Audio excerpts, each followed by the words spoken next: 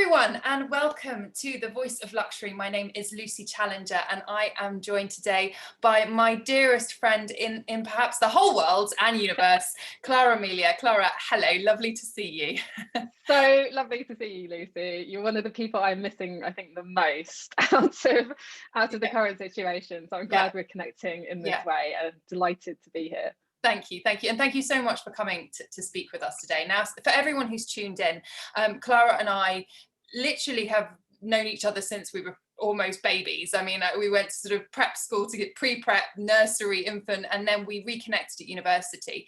But Clara's had a really fascinating career. I mean, she's gone through a multitude of areas and now led her to become very successful in her own area of expertise.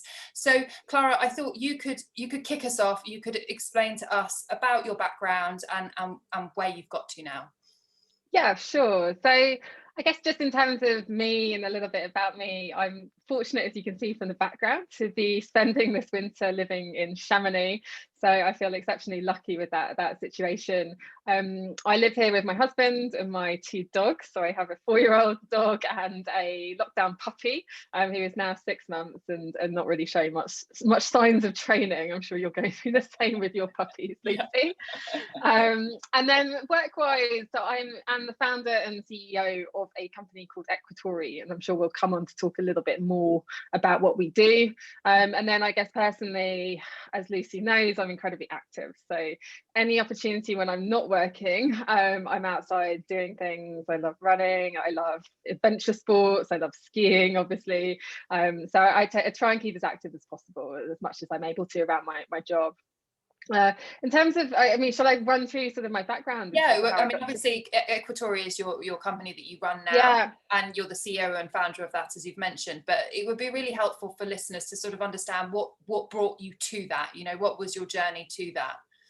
Yeah, and I think, that's a really interesting question, because I think, like you, Lucy, I've worked since I was about 16 was my first job in WH Smith's back in the day, and I've had a whole range of sort of different jobs through sort of school and university, and Lucy set up her first company when you were about 18, I think. So whereas mine was a little bit more, I suppose, sort of standard in terms of the way I sort of approached university, and then when I left university, I went and became an accountant. So I joined the graduate training program at PricewaterhouseCoopers, and I followed really in my father's footsteps there. My father had always sort of, I'd always batted off wanting to become an accountant and follow in their footsteps, but actually it's a good starting point for career, because I think you get a foundation of numbers, so that really supports me with what I do now, running a company.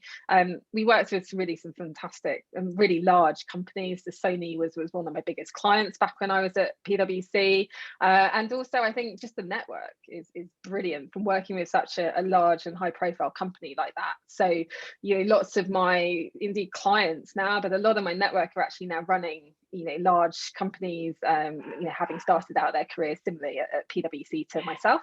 Sure. So 3 years qualified as an accountant, and then I moved into investment banking. So I worked in an area of banking called corporate broking, and essentially what you do in corporate broking is you're an advisor to companies that are listed on the stock market, and you advise those companies around sort of all aspects of what it involves to be a public company with public shareholders. So anything from advising around share prices, the valuation of the company, and then supporting companies with transactions as they look to grow, but also a big part of that role is helping companies achieve a fair valuation through introducing them and helping them with their communication with their shareholders. And that's kind of really how I discovered the career that I really specialised in now for the last 8 years. So when I was a broker, we were bought out by an American bank, and sort of I think that was really a good opportunity to sort of take a change in direction in my career. I could have stayed with the American bank, but instead I decided to move. I had fantastic gardening leave for 9 months, so wow. I jetted off to the south of France and learned French, which I've all completely forgotten now. And then I moved into my career today, which is investor relations. So when I was working as a broker, I used to interact with specialist in investor relations at the companies. And I always thought that was a really interesting career, because you get to have the exposure to the markets and the exciting sort of side of being a public company, but you get to, it's a very communication sort of network focused role. So your job is to be a point of contact for all the shareholders of the company, to keep the shareholders updated on how the company's doing. So you need to have a really great sense of perspective to be able to take a very complex business and communicate what's going on in that business very simply and in a very straightforward manner to the shareholders. And you do need to have a good network across both the city and investment banks, but also with investors and internally in the company. So it was always an attractive role. And so I first worked in investor relations in-house for a bank, so a FTSE 250 financial services group. And then a fantastic opportunity came up. So ITV's head of investor relations was having their baby, so they were going to be off on maternity leave for up to a year, and it was just a brilliant opportunity to go to work for a really exciting media company, a producer, a broadcaster that was doing lots in terms of sort of M&A and activity, and with a huge shareholder base being listed on the FTSE 100. And I think it was a risky decision for me, because it was maternity cover, so I didn't have the guarantee of future work. But looking back on my career, I think that was one of the best decisions I ever made, because it took me to the next level of my career very quickly, and I got to work with such just fantastic people at the company. So fantastic management team who, I was relatively young for the role, gave me just the freedom to go off and lead the program. They trusted my judgment, and I think having that freedom at quite a young age was just fantastic for my confidence in myself and in my potential for business. And then obviously it was only a year's contract, so I had to think about what to do next, and actually that was a really tough job to beat. And one element I think I missed about investment banking was actually the variety of working with different companies across different sort of sectors in the market. And so I thought, how do I combine what I love, which is investor communication, with that sort of variety that I had in investment banking, and that's really where the idea for Equitory came up. So we are pretty much the only provider in the UK of outsourced investor relations services. So we help companies, regardless of how large they are, access expertise when it comes to communicating with investors. And we've grown been going now for just over 4 years, and we're growing as a business. So as we grow, we're adding more experienced investor relations professionals to our team.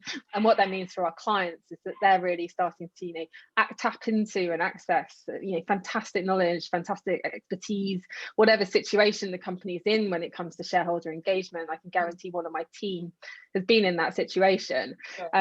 And we work with brilliant companies and clients in fantastic sectors. Lots of my clients started out similar to myself as a small company, and have grown. We work with a lot of companies in e-commerce and internet, so some of the beneficiaries of the current sort of remote working situation.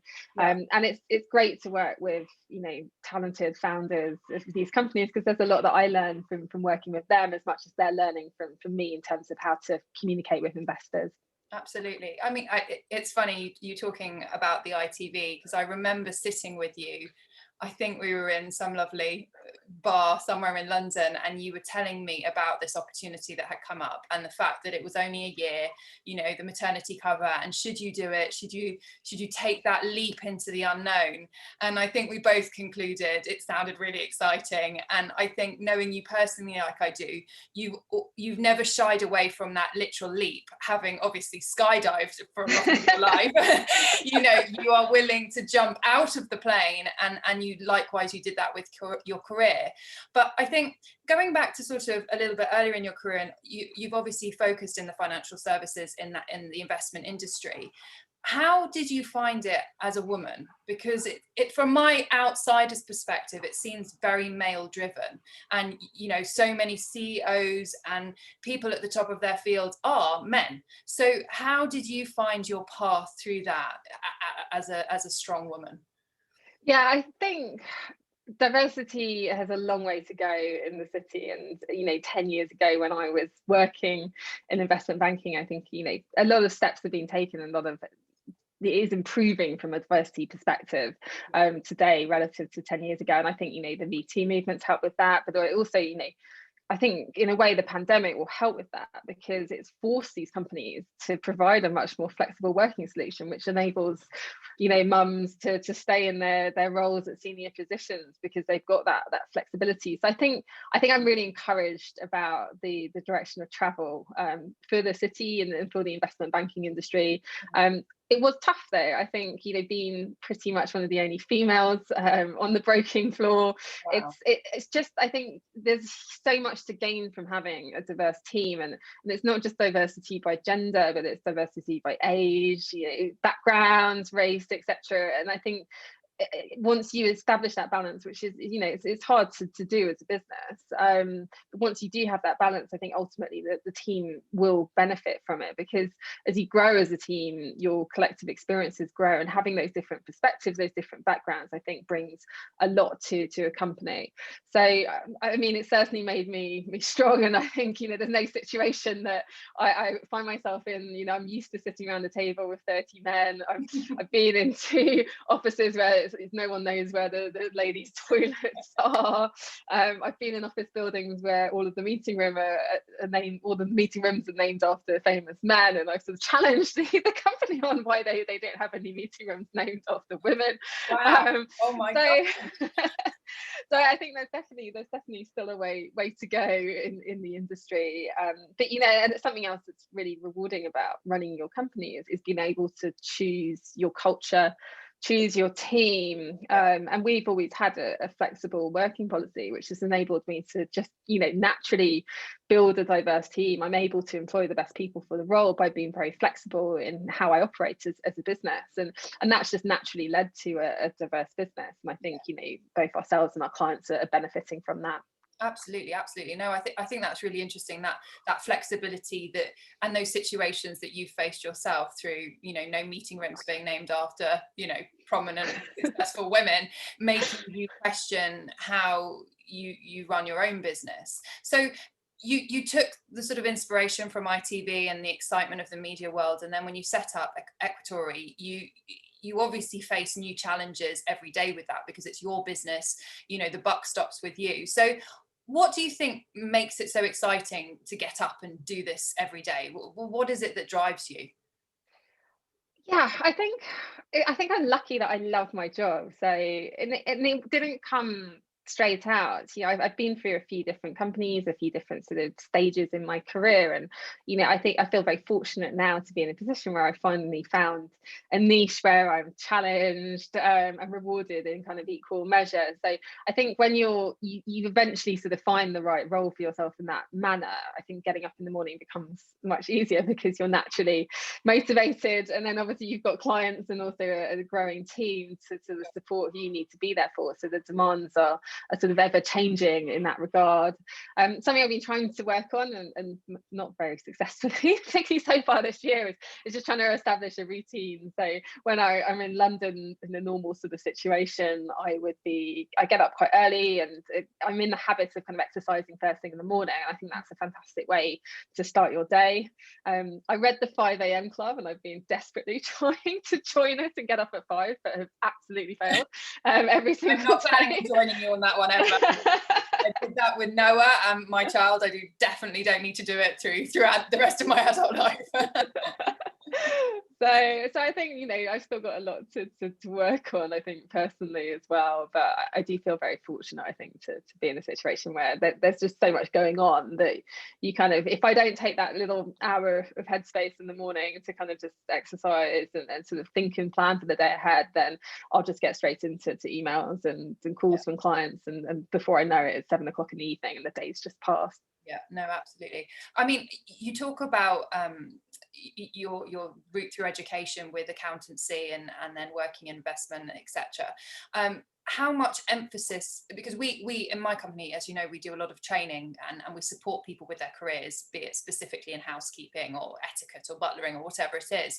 But how much emphasis do you put on your education and how it led to your company and success now?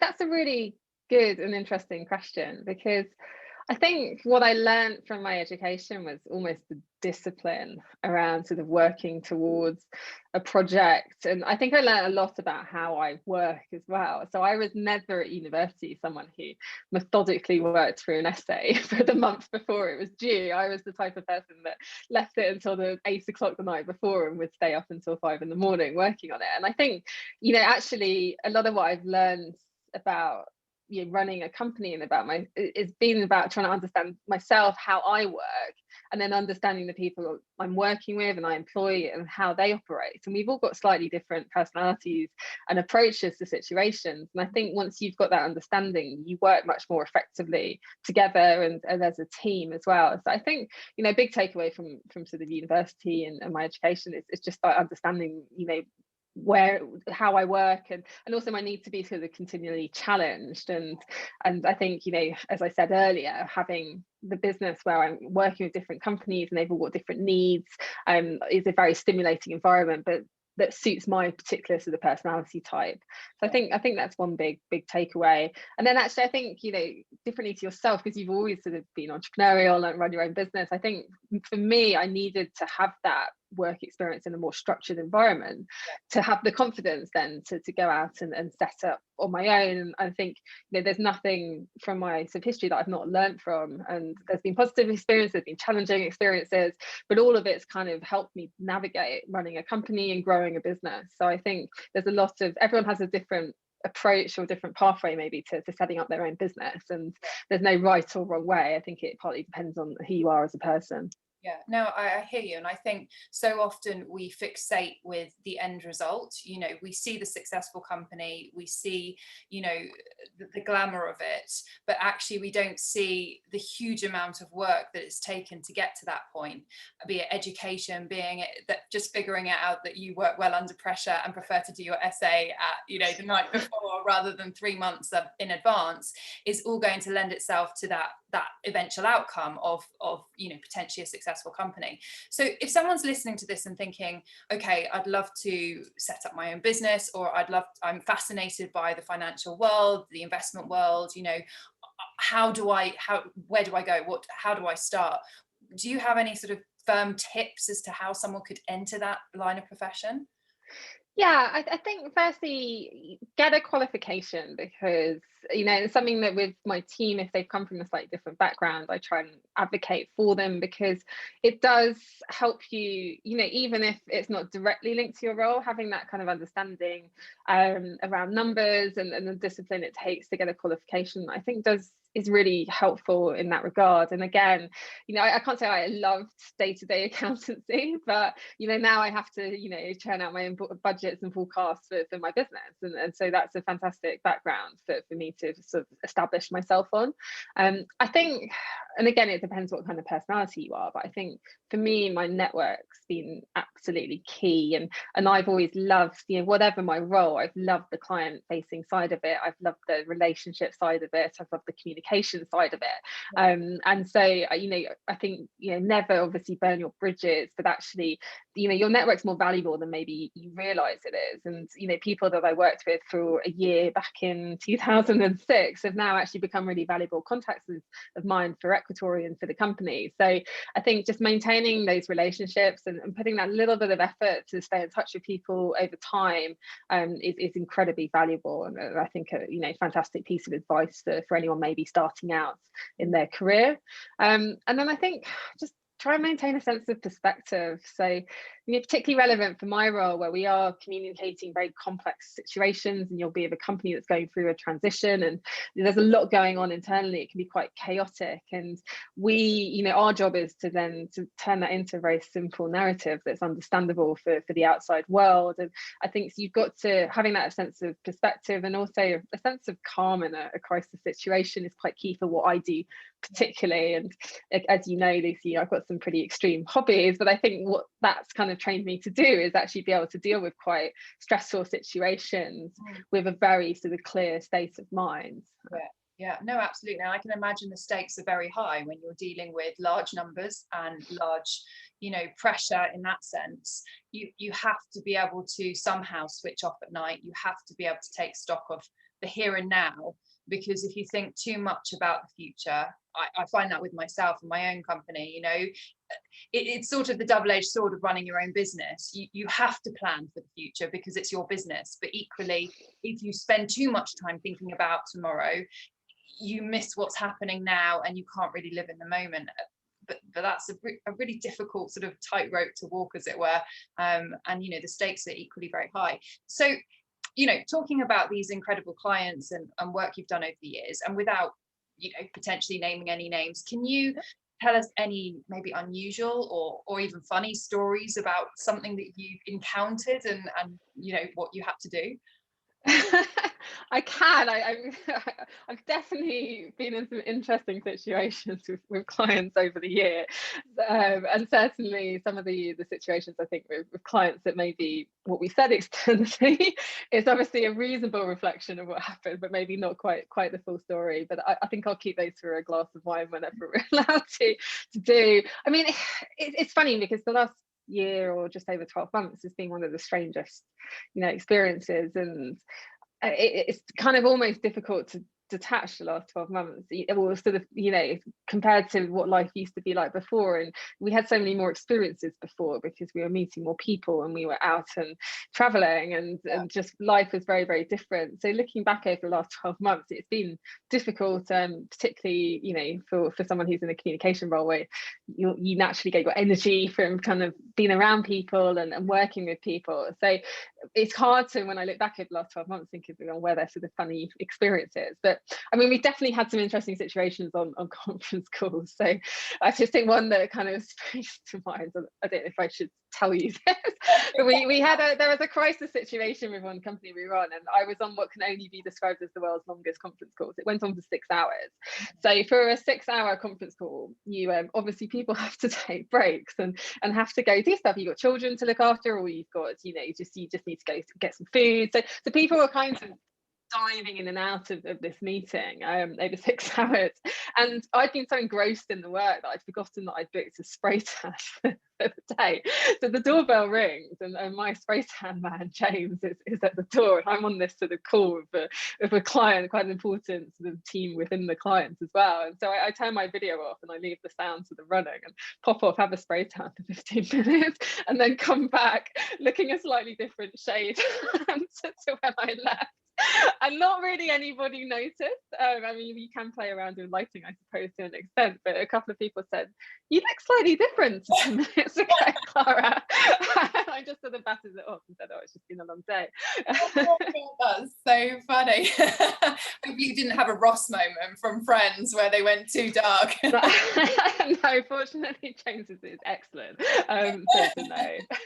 I just looked a little happier and a little healthier than I did maybe half an hour before, after 5 hours on the conference call. That is what you need, I think, after a 6-hour conference call. You need the will to live. I mean, you've brought up COVID and you've brought up the year we faced, which last year was no one could have planned for it. I mean, my grandfather's 98 and his he was born in 1922, and his parents just before he was born in the 1920s went through the Spanish flu. But of course, we are now living a world pandemic. So you talk about client facing and how you get energy and enjoy that aspect of your work, but obviously that's stopped in the sense that you're not physically meeting so many people all the time. How did you have to adjust for COVID? What did you find the challenges, and what did you put in place with your own company? Yeah, so I say from a company perspective, because we're consultants, we're often with clients. So actually we were well set up digitally anyway. So we were paperless as a business to start with. And we had all the kind of communication channels in place to work really effectively remotely. And I think that's proven out. So we've grown, we added 7 people last year, and each of those people, you know, we successfully onboarded them remotely. So it was relatively seamless switching in that situation. I think the challenge is you know, building a relationship with someone you've only ever met over Zoom, you know, particularly when it comes to trying to generate and win new business, it's just a lot more challenging. And I think I find communication challenging over Zoom because you almost feel a pressure to keep talking in these meetings. And, you know, some days I'm back to back almost 8 hours straight of video calls. And you realize that when you're going to meetings in person. Yes, it's kind of inefficient to some extent that you have to travel to the meeting, but that travel time is my headspace where I would prep for the meeting, and I'd have those kind of slightly out of the box thoughts about what I was going to talk about in the meeting. And then in the meeting itself, you can have these silences where you all sort of reflect on what was said, versus on Zoom it's almost uncomfortable to have that silence and that space to talk. So I think that for me has been one of the most challenging parts about this. And I miss seeing people in person. Like I love, you know, being around my clients and adding value to my clients, and it's more challenging to do that remotely. Yeah, no, absolutely. And I think, you know, COVID has taught us a lot in terms of how we live our lives, our patterns, our habits, and arguably it's created, you know, financial pressures and strain for a lot of people. You know, our mental health has in turn suffered. And you mentioned exercise earlier and wanting, you know, having that as part of your routine. But do you find anything specifically helps with your mindfulness, with your sort of downtime? What do you do to help with that? Yeah, so exercise for me has always been a great outlet to get the headspace. I love running, so that's always been a sort of way of sort of clearing my thoughts or working through a problem, is to create that time for yourself to I guess switch off from the day to day.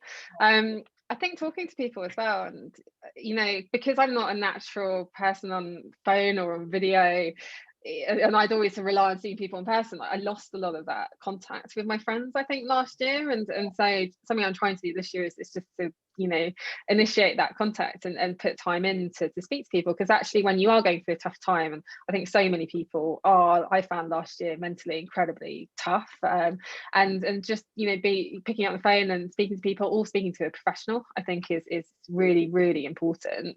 And then probably a couple of things as well. Alcohol is, you know, I'm doing dry January. I think you are as well. Cheers on that. Which is boring in a way, but equally I do feel calmer, more balanced when I'm not drinking. And I think certainly lockdown 1 last year, I drank far too much, and it became a sort of habit, you know, because that was the only thing to do at the end of the day, but it creates a little bit of instability almost in your life, I think. So if you are struggling, I definitely recommend taking a break from alcohol, and then social media as well.